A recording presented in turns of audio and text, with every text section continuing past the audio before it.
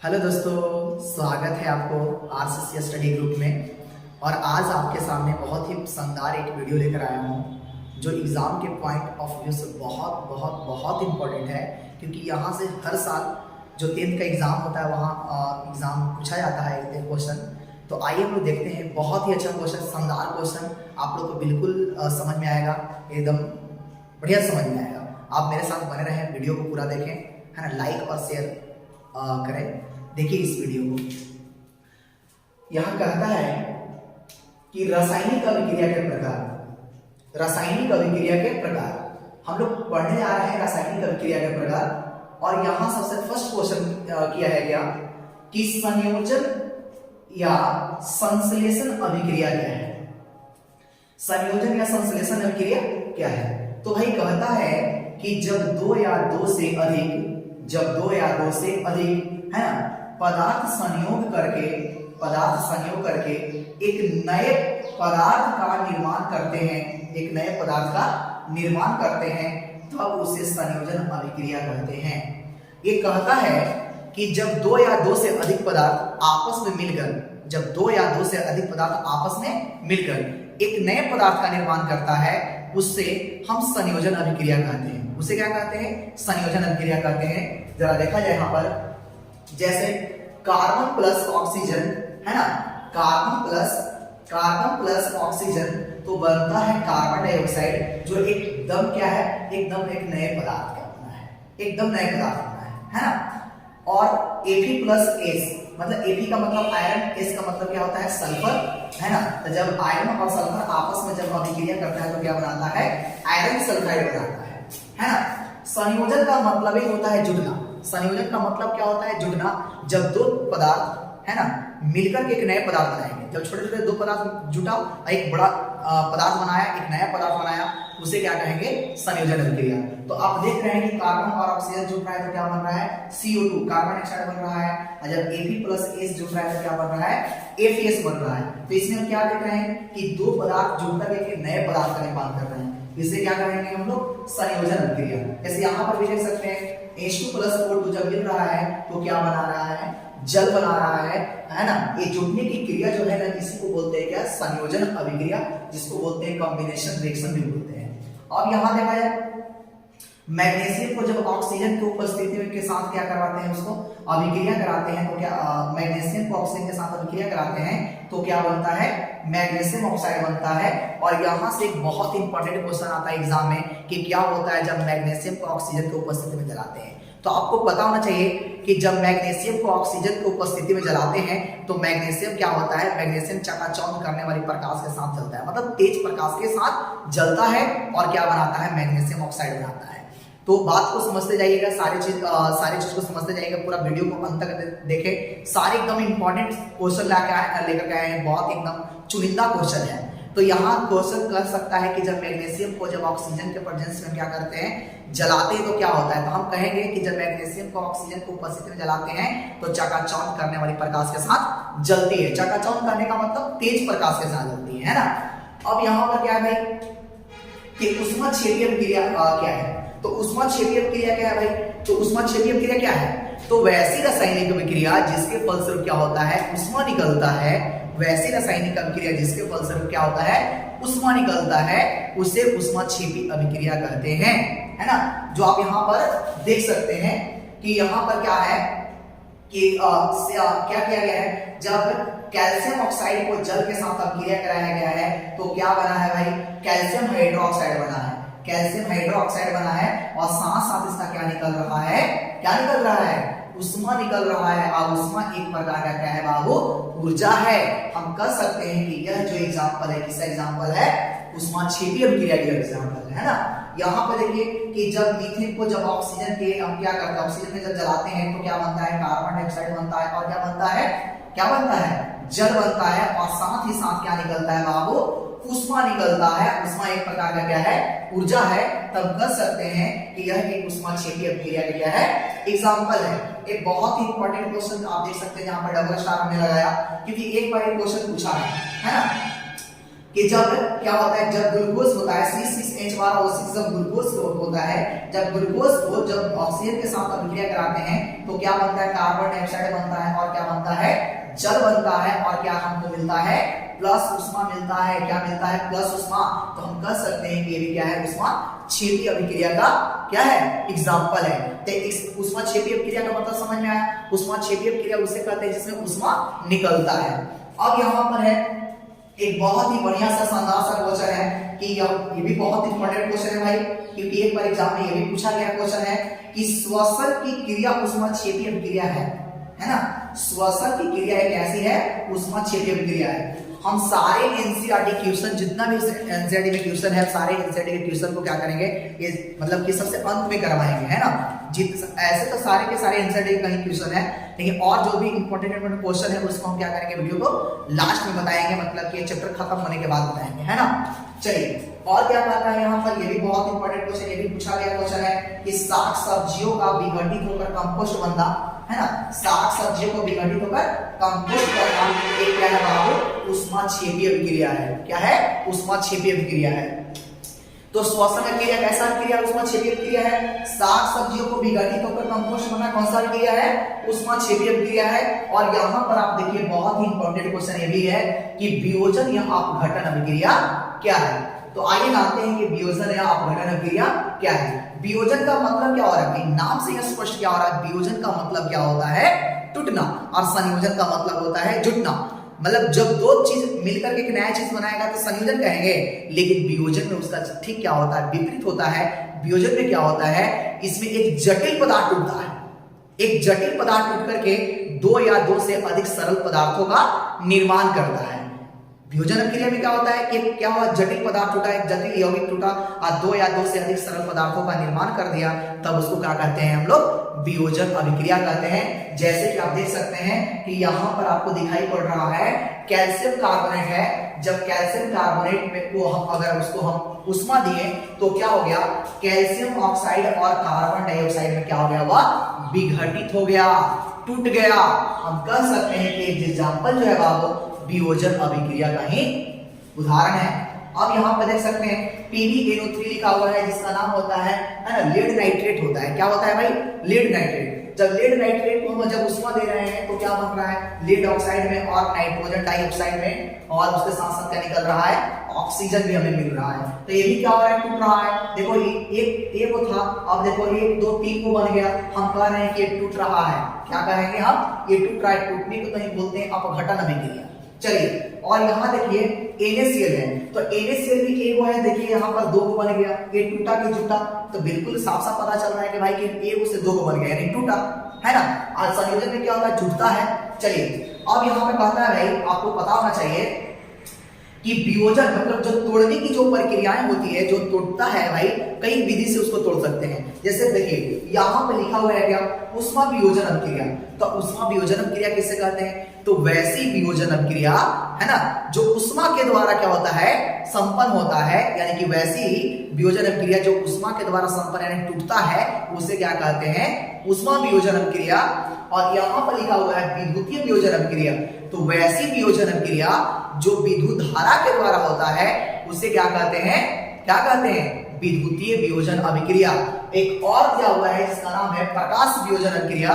तो प्रकाश वियोजन अभिक्रिया क्या है, तो वैसी वियोजन अभिक्रिया, है ना, जो सूर्य के प्रकाश द्वारा संपन्न होता है, उसे क्या कहते हैं, उसे कहते हैं प्रकाश वियोजन अभिक्रिया। मतलब सारा का सारा वियोजित हो रहा है, सारा का सारा टूट रहा है, लेकिन कोई टूट रहा है उष्मा के द्वारा, तो कोई टूट रहा है प्रकाश के द्वारा, तो कोई टूट रहा है विद्युत के द्वारा। अगर विद्युत के द्वारा टूटेगा तो विद्युतीय वियोजन, प्रकाश के द्वारा टूटेगा तो प्रकाशीय वियोजन, अगर वह उष्मा के द्वारा टूटता है तो उष्मा वियोजन अभिक्रिया कहलाता है। तो देखिए, तो हम कह सकते हैं कि CaO क्या है, कैल्शियम कार्बोनेट। कैल्शियम कार्बोनेट उष्मा के द्वारा टूट रहा है तो क्या होगा, इसको कह सकते हैं उष्मा वियोजन अभिक्रिया, है ना।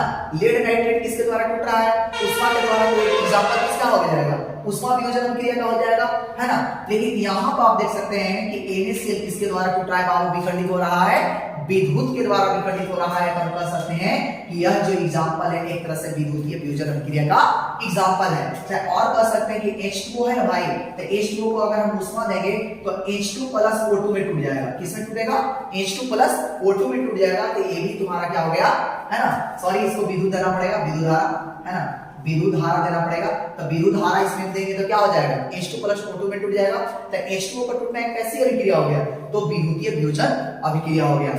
हाँ चलिए, तो यहाँ पर आप देखिए है ना, प्रकाश वियोजन अभिक्रिया क्या है? तो देखिए जैसे कहने का मतलब होता है प्रकाश वियोजन अभिक्रिया क्या है, जस्ट अभी हमने बताया कि वैसी रासायनिक अभिक्रिया जो प्रकाश के द्वारा क्या होता है, टूटता है। जैसे मान लो कि AgBr है ना, AgCl है ना, इसमें क्या करेंगे है ना, प्रकाश देंगे। क्या देंगे? प्रकाश। सूर्य के इसको प्रकाश में रखेंगे, सूर्य के प्रकाश में इसको रखेंगे तो क्या चीज टूट जाएगा? Ag प्लस में टूट जाएगा है ना, Ag प्लस में टूट जाएगा और Br माइनस में टूट जाएगा है ना।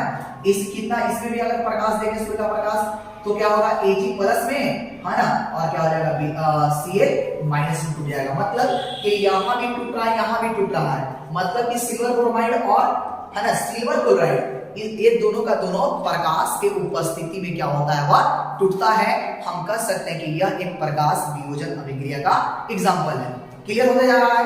सारी चीज को देखो और समझने का प्रयास करिए है ना। और यहाँ पे क्या कहता है भाई? यहाँ पे कहता है एंडोथर्मिक केमिकल रिएक्शन क्या है भाई? ऊष्माक्षेपी रासायनिक अभिक्रिया क्या है? तो कहता है यहाँ पे देखिए, यहाँ पे क्या कहता है कि वैसी रासायनिक अभिक्रिया है ना, वैसी रासायनिक अभिक्रिया जिसमें ऊष्मा का अवशोषण होता है। क्या होता है? जिसमें ऊष्मा का अवशोषण होता है। तो वैसी रासायनिक अभिक्रिया जिसमें ऊष्मा का अवशोषण होगा क्या कहलाएगा भाई? ऊष्मा क्या? ऊष्मा शोषी अभिक्रिया कहलाएगा। ऊष्मा शोषी अभिक्रिया कहलाएगा। जो आप देख रहे हैं यहाँ पर है ना, बेरियम हाइड्रोक्साइड है। जब बेरियम हाइड्रोक्साइड को हम किससे अभिक्रिया करा रहे हैं? अमोनियम क्लोराइड से अभिक्रिया करा रहे हैं। तो क्या बन रहा है? बेरियम क्लोराइड बन रहा है। और क्या बन रहा है? क्या हो रहा है? NH3 बन रहा है और साथ साथ जल भी उसमें से निकल रहा है। लेकिन यहाँ पर लगाया हुआ है क्या? माइनस ऊष्मा। तो माइनस ऊष्मा कहने का मतलब हो गया क्या? ऊष्मा क्या? ऊष्मा शोषी अभिक्रिया। लेकिन जब यहाँ अगर प्लस ऊष्मा रहे, अगर प्लस ऊष्मा रहे तो क्या होगा? ऊष्मा क्षेपी। लेकिन जब माइनस ऊष्मा रहे तो क्या होगा? ऊष्मा शोषी अभिक्रिया है ना। यहां पर देख सकते हैं N2 प्लस O2 तो क्या बना? NO बना और माइनस ऊष्मा, तो ये भी क्या हो गया? ऊष्मा शोषी अभिक्रिया हो गया। यहां पर बहुत इंपॉर्टेंट क्वेश्चन देखिए, यहां पर भी बहुत बढ़िया बढ़िया क्वेश्चन लेके आए हैं आप लोगों के लिए।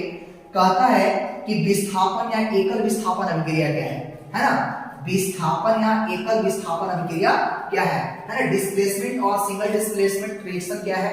तो आइए देखते हैं वो कहता क्या है भाई। इसका डिफिनेशन भाई, सिंगल डिस्प्लेस मतलब कि सिंगल डिस्प्लेसमेंट या डिस्प्लेसमेंट। डिस्प्लेसमेंट का मतलब क्या होता है? उसके स्थान से क्या कर देना, क्या करना? हटा देना। अगर कोई यहाँ पर मान लेते हैं कि यहाँ पर कोई बैठा हुआ है, यहाँ से बैठा करके उसको कह दिया कि तू दूसरा जगह चल जा, और वहां पर उसके स्थान पर कोई दूसरा आकर के बैठ गया, इसको क्या कहेंगे? विस्थापन कहते हैं। क्या कहते हैं? इसको विस्थापित कर देना, मतलब उसकी जगह से हटा देना। जैसे क्या है कि जब कोई तत्व है ना, जब कोई तत्व किसी दूसरे तत्व को, जब कोई तत्व किसी दूसरे तत्व को है ना उसके यौगिक के विलयन से विस्थापित कर देता है, उसके यौगिक के विलयन से क्या कर देता है? विस्थापित कर देता है। तो वैसे अभिक्रिया को हम क्या बोलेंगे भाई? वैसे अभिक्रिया को क्या बोलेंगे? विस्थापन या एकल विस्थापन अभिक्रिया। विस्थापन या एकल विस्थापन अभिक्रिया। तो आप समझ गए कि एकल विस्थापन अभिक्रिया क्या है? कि जब कोई तत्व दूसरे तत्व को उसके यौगिक के है ना, उसके यौगिक के विलयन से है ना विस्थापित कर उसका खुद का स्थान ग्रहण कर लेता है, उसका खुद स्थान ग्रहण कर लेता है, उसे क्या कहते हैं? उसे क्या कहते हैं? उसे कहते हैं विस्थापन या एकल विस्थापन अभिक्रिया। चलिए, इसका बहुत हम एग्जांपल लेके आए हैं। एग्जांपल आप देखिए, एग्जांपल से आप समझ सकते हैं। तो क्या है? तो यहाँ देखिए Fe है, Fe प्लस CuSO4 है। अगर मान लेते हैं, अगर कह दिया एग्जाम में कि जब Fe को CuSO4 के विलयन में जब Fe को डालते हैं तो क्या होता है ना? ये बहुत इंपॉर्टेंट क्वेश्चन है। कई बार क्वेश्चन पूछा गया एग्जाम में कि क्या होता है जब कॉपर सल्फेट के विलयन में Fe को डालते हैं, तो देखिए क्या होता है। इसको खुद आप बना सकते हो। इस देखिए Fe का वैलेंसी कितना होता है? +2 होता है। कितना होता है? अच्छा, इसका क्या होता है? Cu कितना होता है? +2 होता है। और SO4 क्या होता है भाई? -2 होता है। तो प्लस वाला किसके साथ अभिक्रिया कर लेता है? माइनस वाला के साथ अभिक्रिया कर लेता है और क्या बनाता है? ये बनाता है FeSO4 बनाता है ना। और क्या बनाता है? और क्या बनाता है भाई? Cu बनाता है। क्या बनाता है? Cu बनाता है, जो आप देख सकते हो कि क्या है। तो हमने क्या किया, जैसे देखो यहाँ SO4 के साथ कौन था? कॉपर था ना। SO4 के साथ कौन था? कॉपर था। लेकिन वहां पर किसको नजर पड़ गया? Fe का पड़ गया नजर। और क्या है? Fe के तुलना में कॉपर जो है कम शक्तिशाली है, कम बरियार है, मतलब कम क्रियाशील है। तो क्या करता है कि ये जो है Fe जो है ये कॉपर को क्या कर देता है? हटा देता है और एक कॉपर का जगह को ले लेता है, Fe ले लेता है। इसी को बोलते हैं विस्थापन या एकल विस्थापन अभिक्रिया। जैसे यहां देखिए Zn+2 है ना।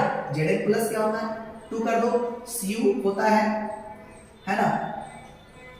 और SO4 होगा। एक प्लस वाला किसके साथ? माइनस वाला के साथ जाएगा। तो जब जाएगा Zn और SO4 तो क्या बनाएगा? ZnSO4 बनाएगा, है ना। क्या बनाएगा? ZnSO4 बनाएगा। और साथ साथ क्या निकलेगा इसके साथ? कॉपर भी बेचारा क्या हो जाएगा? अलग हो जाएगा, क्योंकि कॉपर को जिंक क्या कर दिया? उसको विस्थापित कर दिया। किससे विस्थापित किया? Aq का मतलब हम बताए थे, Aq का मतलब जलीय विलयन होता है, यानी कि कॉपर सल्फेट के जलीय विलयन से, है ना, कॉपर सल्फेट के जलीय विलयन से कॉपर को हटा दिया। कौन हटाया? Zn, है ना।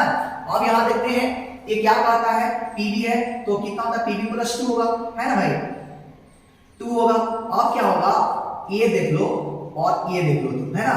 अब बताओ भाई कि क्लोरीन है ना, क्लोरीन माइनस में गया और कॉपर प्लस में गया, Pb प्लस में गया। तो भाई प्लस वाला माइनस के साथ जुड़ेगा। जब प्लस वाला माइनस के साथ जुड़ेगा तो क्या बनेगा? PbCl2। क्या बनेगा? PbCl2 बनेगा। और यहाँ बेचारा कौन निकल गया? कॉपर एकदम अलग हो गया, विस्थापित हो गया, है ना, उसके विलयन से। यहाँ कॉपर देखिए, कॉपर कितना होगा? 2 हो जाएगा। Ag कितना होगा? है ना, Ag+1 होगा, है ना, या 1+ होगा। और NO3 कितना होगा? माइनस होगा। किसमें जाएगा? माइनस में जाएगा ना। तो जो प्लस वाला है किससे क्रिया करेगा? माइनस वाला से करेगा। तो जब माइनस वाला से करेगा तो क्या बनाएगा? है ना, NO3 CuNO3 का होल ट्वाइस बनाएगा और किसको ही विस्थापित कर देगा?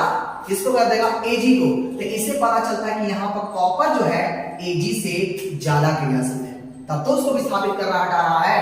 अगर वह मतलब उससे क्रियाशील नहीं रहा तो ये अभिक्रिया संपन्न नहीं होता, संभव नहीं होता है।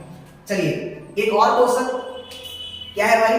द्विविस्थापन अभिक्रिया क्या है? द्विविस्थापन अभिक्रिया या उभय विस्थापन अभिक्रिया किसे कहते हैं? जिसको बोलते हैं डबल डिस्प्लेसमेंट बोलते हैं। क्या बोलते हैं? डबल डिस्प्लेसमेंट बोलते हैं भाई। तो क्या कहता है कि जब दो यौगिक अपने आयनों की, जब दो यौगिक अपने आयनों की, है ना, अदला बदली करती है, जब दो यौगिक अपने आयनों की, है ना, क्या करती है?